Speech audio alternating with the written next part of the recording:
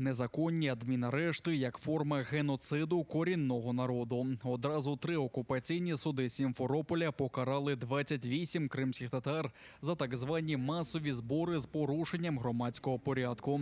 Насправді ж їх не пустили до окупаційного Київського райсуду Сімферополя, де в цей час брали під варту кримсько-татарських бранців, затриманих у вівторок у Джанкойському районі. Слухачі очікували присуд у парку чи вздовж дороги. Окупанти заявили, що люди заважали перехожим, щоправда, жодних доказів не надали. І лише підтвердили, що кримських татар кидали до автозаків за національність. Сегодня продолжение вот этих вот репрессий и вот такого отношения к крымским татарам. Именно крымским татарам в протоколах так и прописывают, что крымские татары пришли там поддерживать лиц крымско-татарской национальности. Мне это вообще напомнило старый протокол еще Советского Союза, узбекистанский и крымский тоже конца 70-х годов, когда вот именно так писали, что сборище крымских татар и так далее. Вот одна калька преследования народа.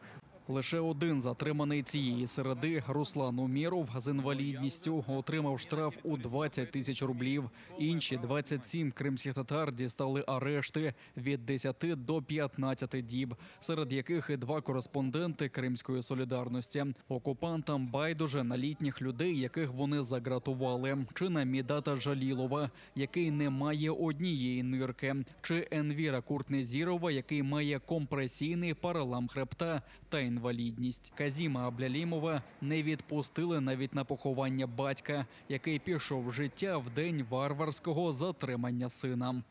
Мы помним, как это было при Советском Союзе, когда вокруг судов рыли рвы, чтобы люди не подходили, даже к окнам не смотрели.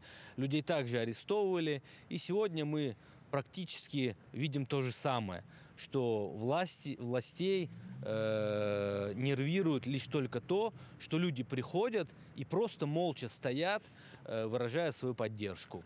Попри очевидні погрози з боку окупаційних силовиків, на слухання прийшло чимало небайдужих. Вони закликають усіх не сидіти, склавши руки, а реагувати на російську сваволю в Криму і підтримувати одне одного.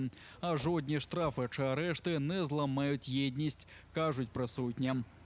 Такое это не новое для нас и для нашего народа, поэтому как мы проходили до, так мы пройдем все эти испытания вместе, дружно, друг за друга, борясь, помогая друг другу, не оставляя друг друга. Поэтому все козни, которые они строят против нас, даст Аллах и сработают во благо нам и не во благо им.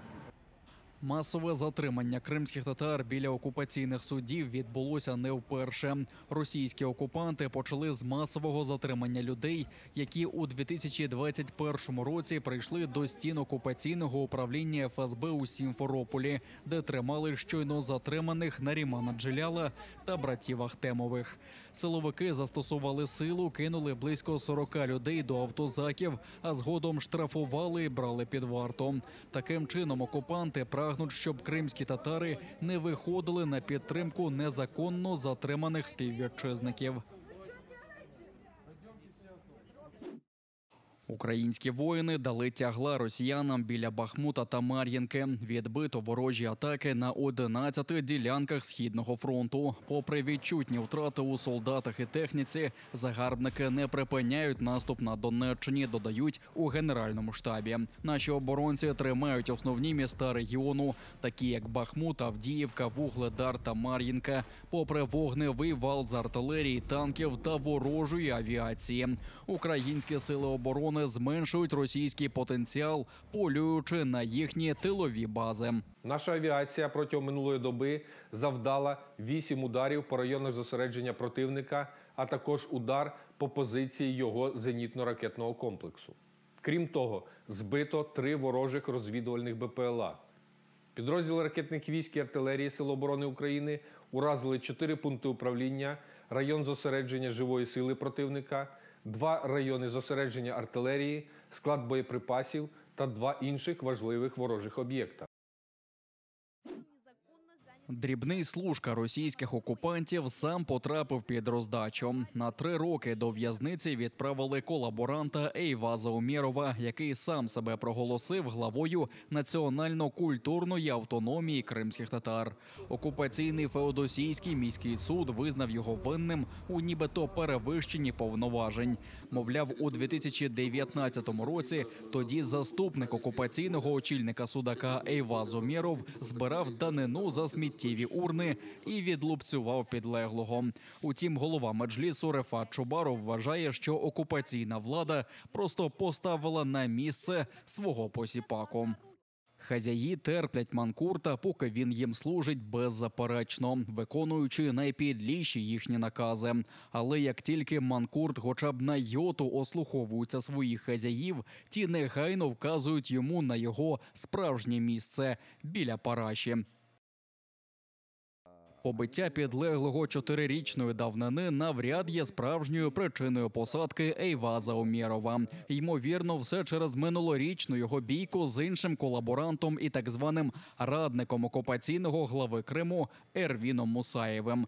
Двоє зрадників посперечалися, хто ж більше любить російську владу.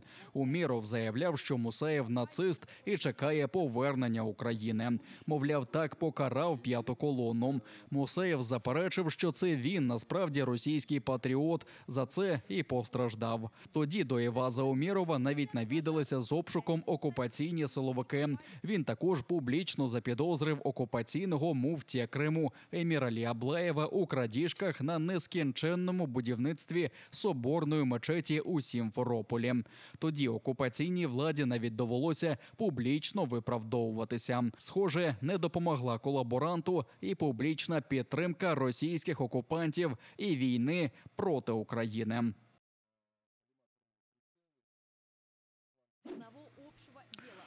Прилипнув до окупаційної влади і незаконно видобував вапняк. Прокуратура Криму повідомила про підозру екс-регіоналу Владиславу Шмелькову, який перейшов на службу окупантам. За прихильність російські загарбники призначили його відповідальним за видобуток вапняку у Балаклавському рудоуправлінні. Окупанти також давали Шмелькову керівні посади на Кримському содовому заводі. До слова, Шмельков уже перебуває в розшуку за державну зраду, а після звільнення Криму може піти ще на 8 років за ґрати через розграбунок надр. До того ж, видобуток корисних копалин здійснювався із застосуванням спеціальної техніки за допомогою вибухів, що може спричинити негативний вплив довколишньому середовищу.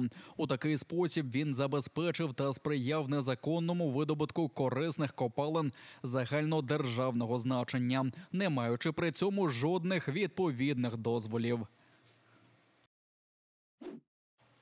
Доля кримського золота вирішиться 15 вересня. Тоді Верховний суд Нідерландів винесе остаточне рішення щодо скарги кримських музеїв. Вони оскаржують рішення апеляційного суду Амстердама, який ще позаминулого року постановив повернути експонати Україні. Але окупанти вирішили бодай затягнути процес. Тому Центральний музей Тавриди, історико-культурні заповідники Бахчисарая та Керчі та Національний заповідник Херсонес-Таврійський буцімто самі звернулися до нідерландського правосуддя. Українські адвокати у цій справі кажуть, що всі пройдені інстанції були на боці України. Тому і остаточне рішення очікують таке саме.